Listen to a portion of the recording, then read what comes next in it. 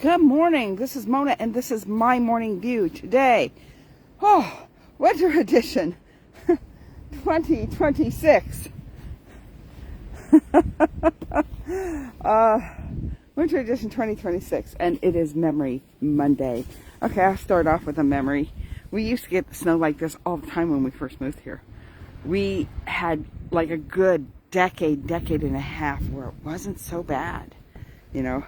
And so we actually got more snow on last week's storm, but they were hyping this one out to be the storm of the century.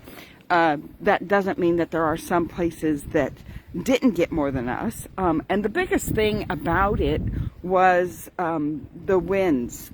So it was pretty calm yesterday. The wind started picking up in the evening.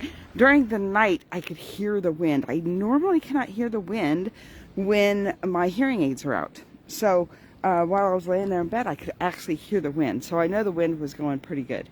And so that was what caused it to be a blizzard conditions, because the amount of snowfall with the winds is what causes it to be a blizzard. All right. So now that the weather report is out of the way, Memory Monday. So yeah, Memory Monday. We used to do quite a bit of shoveling back in the day. The railings don't count. We have done the deck multiple times in the last 2 days. So what you're seeing on the deck is probably not accurate. That might be accurate right here. This little table. Let me see if I can get it for you. That little table, that might be accurate. So this is my glove. This is my glove. And it's about a glove and a half deep. So I would say my glove is probably a good 8 inches. So that would bring it to about 16, maybe. It's about 16 inches. I'm taking a little break because I was shoveling. And so at this point, I just figured I'd take a break. It's still morning. Let's do my morning view. So things that I'm thinking about today.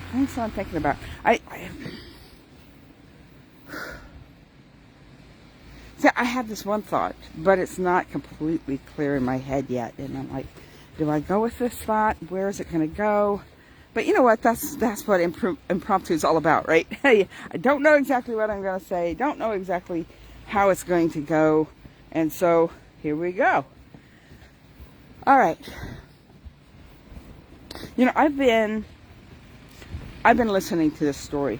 It's about kings and knights and nobles and peasants and pirates and some really good people and really bad people and people that are caught in the middle. And you know, evil is evil. Now, we don't wrestle against flesh and blood. We wrestle against principalities and powers, unseen forces that usually use people for their benefit. And so I've seen this quite a lot in the story where the enemy has used innocent people and or semi-innocent people and used them and abused them for whatever purposes they had intended for them, and after that they can be dismissed. Look how cool the ground is over here, where it has little type trails. My husband made trails for the dog to get around the snow heap from last week, and so now all those crevices are filled up and then some, and it just left a cool design. So I just, you know, it kind of reminds me of sometimes battle wounds, scars, things from the past can happen, and there could be something beautiful through circumstances that brings it about. And that story does this as well. There's people with physical scars and emotional scars, and they turned out to be the most beautiful because they were kind at heart. and they weren't going to let circumstances turn them into bitter, raging individuals. All right, so that brings me to the next thought is kings, knights, nobles, and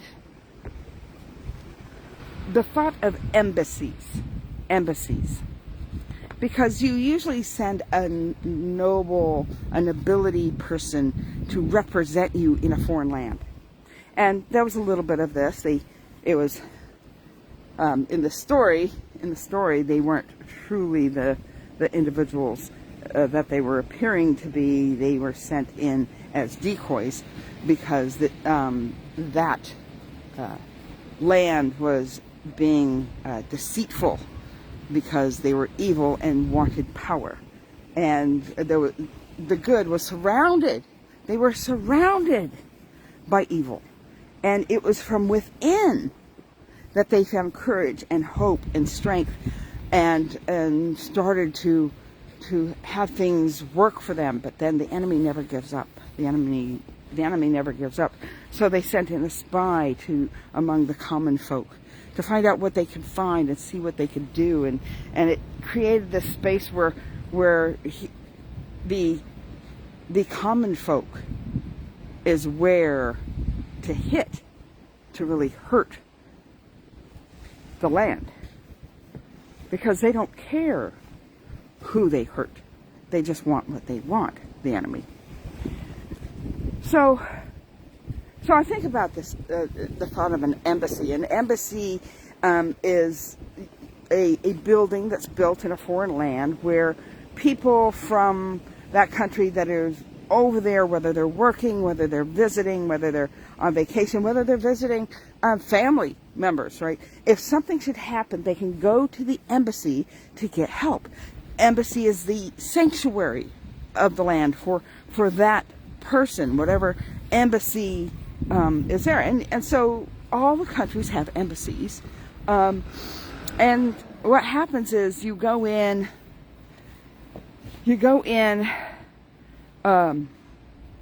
and you have a building that you acquire to make your embassy.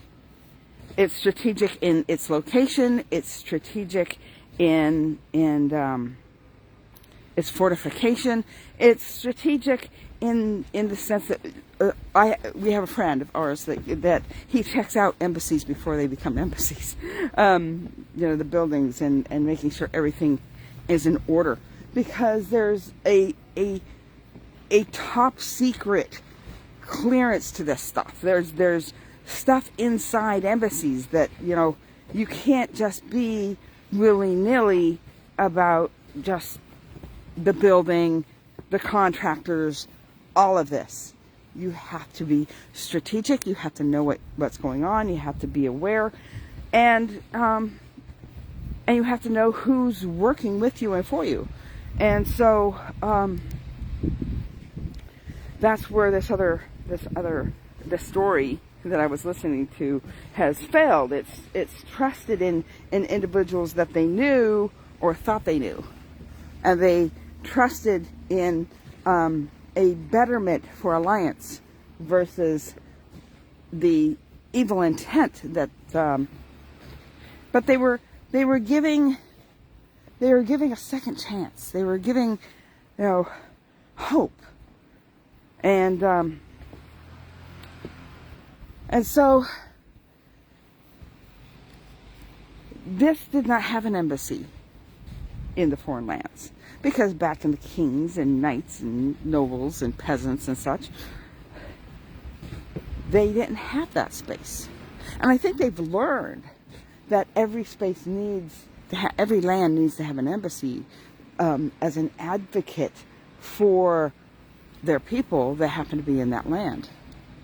Now, it's gotten a little marred in recent years because it has turned out that embassies were not as safe in foreign lands that they thought would be safe. I think the first one that I can think of that was in trouble was Sierra Leone. So Sierra Leone, back, 30 years ago, 20-something years ago, they had to go in and airlift individuals out to try to save the people that were at the embassy. Let's see. Was it the embassy in Vietnam where they had to airlift people out? That may have been. I'm not real knowledgeable about Vietnam history. My husband is more of a Vietnam history guy. I'm more World War II and Civil War and Crusades, things like that. I know that more than I do Vietnam era information. But you know, it's not the first time that an embassy has been under attack, and I think about the military individuals at the one embassy that was taken over and lost their lives. Benghazi, I think it's pronounced. Yeah, it's not the sanctuary that it once was, but that embassy is man-made. It's man-made. But God has an embassy in His kingdom. It is here. It is here. The embassy is here. It's He. See, we are ambassadors. What are ambassadors? Ambassadors are noble people that represent their country in a foreign land to help the citizens and the people that belong to their kingdom. So we are ambassadors. We are ambassadors on this land. And before you go, oh, but that means we're supposed to only be there for other Christians. No. Because guess what? God created man, as in mankind. God created them. They're His. He didn't give them away. He didn't give them away. When the prodigal son walked away, he did it of his own fruition. And when the prodigal returned, he did it under his own fruition. And the father was always there, waiting, looking, extending sight to see whether his son was coming, because he had to meet his son before the rest of the townspeople could meet him. If the townspeople would have met that individual, he would have never found sanctuary in his father's home. He never would have made it to his dad. They would have ran him out of town because he was a disgrace to his father, but not in his father's eyes. His father searched for him, looked for him, and when he was far off, he started to run towards him. A very undignified thing to do in those days.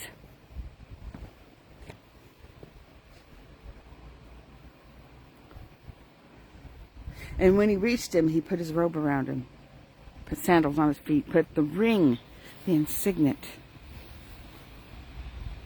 Not everybody had an signet ring. Not everybody had that. That was something that a noble would have. That would be something of somebody with prominence had.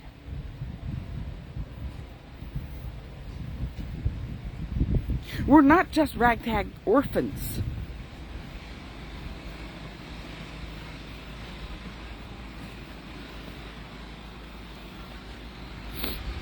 He's waiting for you, looking for you to come back on your own fruition. To an embassy that is safe. Because it's not an embassy made by the hands of man, but it is an embassy made by the kingdom of heaven. All right, that's all I have for you today. Wow, kind of short, kind of. after the weather report. All right.